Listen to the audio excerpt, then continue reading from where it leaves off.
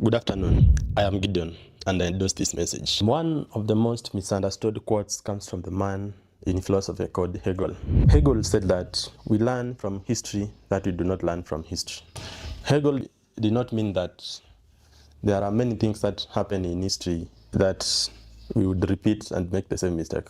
Rather, he mentioned or he intended his quote to mean the things that happened in the past should not entirely or should not majorly impact what is happening today, or should not translate what might happen tomorrow, or should not be used for any prediction for what can happen in the future.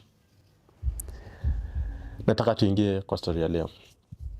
Leo tumeamkia a very sad wave of stories that is coming from our international friends. Sometimes when you are living in Kenya, you might think that things that are happening abroad or happening in the countries far away are not going to affect us as much. But let me give you some small truths that I can give. Nataka nipeane history in a way that as Kenyans we can understand. Nataka tuelewe history venye naipeana. Sitaki nikuwe too much historical because I might not hold all the facts in history. Sitaki nikuwe too much critical because I might not criticize both sides without being biased. I don't want to pick any side between the US and Iran because I might not be perfect in that. And again, sitaki nifanye anything that might put me in a position where I'm going to pick a side because I want to give news, and my only aim in giving news is to inform your people. It's not to make judgments or even influence your judgment. I am not a paid media, and my take will always be my take. And that's why I always say that I endorse my message, because everything that comes from my mouth should always be what I believe in and what I feel is the truth according to me. So overnight, when Americans were asleep and we as Kenyans and the people in the Middle East were awake, the US president made an announcement that they are going to attack the Middle East country, that is Iran. In the past, or in the near past, in the last few weeks or last month, we have seen a lot of engagements between Iran and the US and Israel. These are people who have been talking for a very long time, trying to negotiate on different levels. Of course, to understand kila mtu ako na their own interest. Iran wako na interest zao, US wako na interest zao. Na any time when interests zina collide, lazima kutakuwa na friction. I want to give a very short story. Ndio niwapee background history. Nataka tuchukue an example of two families. There is a family A and family B. Family A is superior than family B. Family A is well off. Wazazi wao may take care of, may provide for everything, and their people are comfortable. Family B, their parents are chaotic, they are not organized. At least when you put it to other people around that family, you display them. The whole of family na display these are the disorganized family, kama family yenye haina future, yenye ni disorganized, ni chaotic na everything. So people believe that this family B is a very chaotic family. So when family A wants to attack family B, incite the chaos in family A. But when family B wants to attack family A, inatumia watoto wao kupigana na the family B, assuming that we understand what I'm saying. So in the midst of fights, utapata the children of family A are wanaenda to destroy the whole family of family B. Both children and the parents. Children are innocent because watoto najua they have no authority over whatever their parents do. So wazazi wanaweza fanya anything na watoto wako na very little control over it. So when family A goes to attack family B, the whole lives of children and parents inakuwa destroyed. But family A does not care because they feel that when we destroy family B, we might capture them and rule over them and maybe use their land to plant our things na grow as a family na tuendelee to expand our territories. This is the case between Iran and the US. Nimesema I will not talk about a lot of history because I might mess up some facts. But the USA sees itself as the watchdog over the world. USA assumes that whatever they say is the right thing, and whatever they tell the world should always remain to be the truth. So USA imebrand Iran kama the enemy of the world. Imebrand Iran kama a terrorist country that is led by terroristic people. So USA commissioned their army to go and fight in Iran. When Hegel cited his quote saying that we learn from history that we do not learn from history, USA has been engaging in so many wars. Many of them have failed. Some of them have succeeded. They have destroyed countries, they have destroyed regimes, they have destroyed leaderships, and they have installed their own proxies. The only reason that I started with that quote, I want to say, and I wanted to mention that whatever happened in Iraq, whatever happened in Libya, whatever happened in Somalia, whatever happened in Vietnam, might not repeat itself, because this is a new war. We do not know what will happen. Even Trump himself, the people of Iran, they do not know how this war will end. So we are all waiting for the results of how the war will end. So when you are listening to people saying that this war will not end in World War III, no one knows. When World War II was starting, no one said that no one planned the whole thing akasema saa hii inaenda kuanza vita na itakuwa World War II. It always occurs spontaneously. You start a war with one country, another country inakuja, ingine inakuja. At the end of the day inakuja inakuwa ni World War. World War imaanisha ati every country in the world is involved in that war. Inamaanisha major powers are fighting na their fights are affecting the whole world. Hiyo ndio inaitwa World War. Now let us look at how things happened. When US went to Vietnam, walipigana tu na Vietnam, na country yenye iliingilia tu kidogo but in a very proxy way ilikuwa China kusaidia Vietnam. Ndio Vietnam is toppled. Haikuwa World War. US ikaenda Iraq ikapigana huko. We know how it happened. Haikuwa World War. But let us look back. When Hitler started his war in Germany, hakujua, maybe he did not know that that war would escalate into a World War. So maybe he never prepared. The one thing that history will never tell us is that it doesn't matter how mighty you are. It doesn't matter how powerful you feel you are.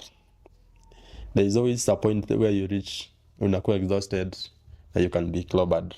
Even the Bible, inapeananga story ya David and Goliath, where David alionekana mnyonge.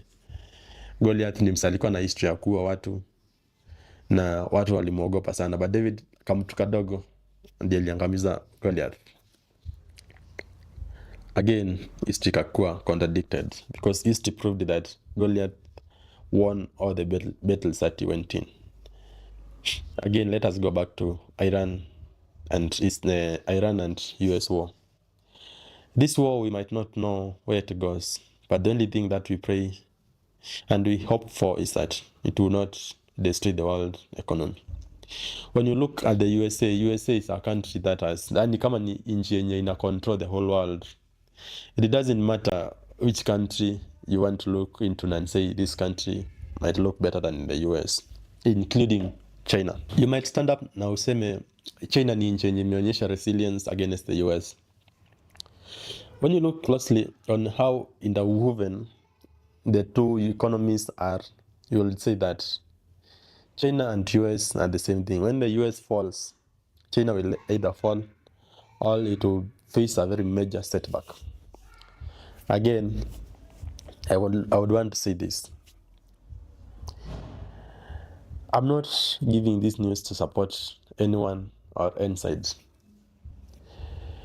but I have been angered by these kind of wars.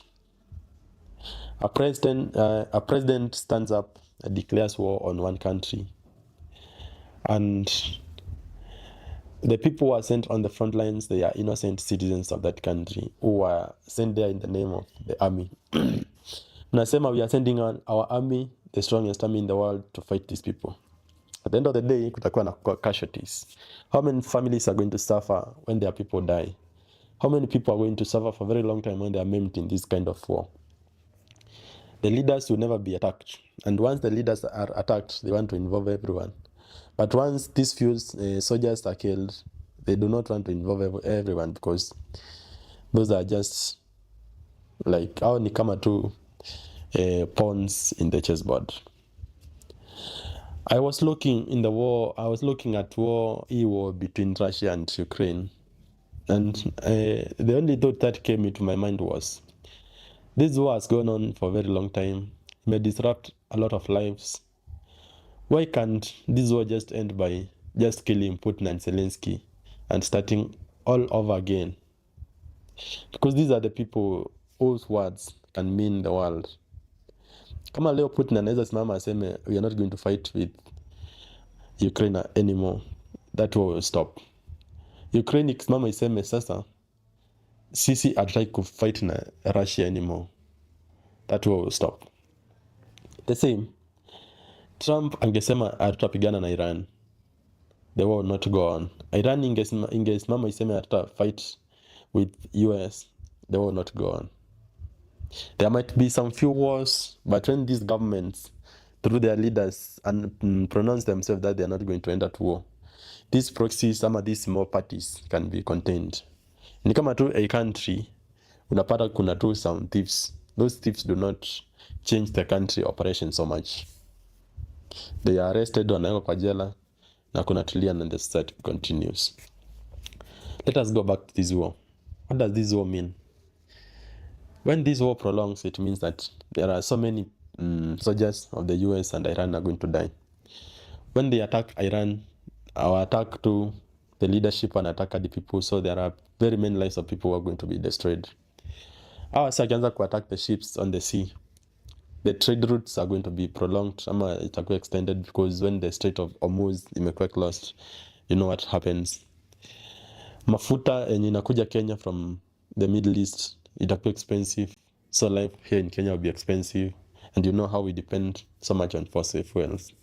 I hope this fight does not escalate. So as we watch what happens, because as Kenyans and Africans, we do not have a lot of control over whatever is happening around, let us hope that this war does not prolong. And I was hoping so much that these guys can sit down and plan, or just talk and de-escalate everything, because it is very unnecessary to keep on fighting. Though I understand that there are so many interests that can only be served by these people fighting each other, but at what cost? And how do we as people of Kenya be affected by this kind of wars? So as much as we look into things from the past, how things happened in the past, I want to request my people of Kenya, be open-minded. Let us open a fresh page and write history as it happens. Let us start from zero now. Usiseme ati hii vita itaenda kuwa kama ile ya Iraq na US. Things do not happen like that. Usiseme hii vita itaenda kuwa kama ile ya Vietnam na US. Things do not happen like that. Usiseme hii vita itaenda kuwa kama ile 12-day war between Israel and Iran.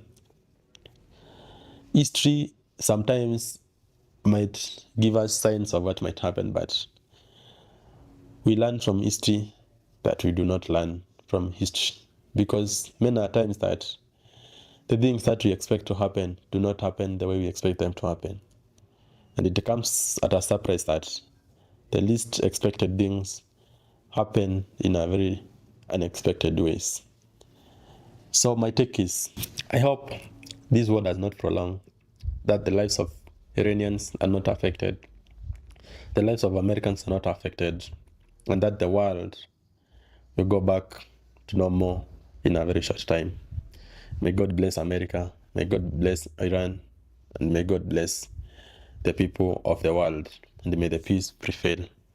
Let us see what happens. Thank you, dear Kenyans, and thank you for watching.